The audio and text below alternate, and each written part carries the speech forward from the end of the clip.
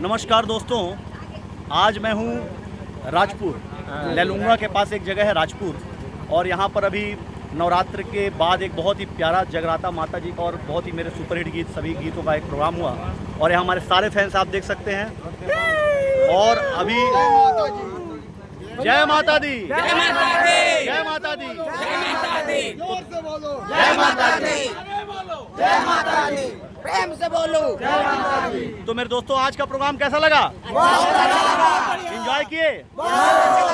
ये मेरे सारे दोस्त, कोई हाय मुर चांदनी वाला, कोई काते रूप निखारे चंदनी वाला, कोई साचा दरबार वाला। काते रूप निखारे चंदनी वाला कौन है भाई? अच्छा ये अभी हमारा एक नया गाना है काते रूप निखारे चंदनी, ये मेरा छोटा भाई इसकी फरमाइश पर पूरी की। और ये हमारे समिति वाले भाई लोग सभी है ना, और ये सब इधर वाले, ये सब हमारे राजपुर के जितने भाई हैं। और अभी टाइम क्या हो रहा है? 4:30। आप यकीन नहीं मानेंगे, सुबह का 4:30 बजा हुआ है और ये लोग लगातार 5-6 घंटे से ऐसे एंजॉय कर रहे हैं। एक बार जोरदार प्रेम से बोलिए जय माता दी, जोर से बोले जय माता दी, प्रेम से बोले जय माता दी। Thank you, thank you, thank you, thank you.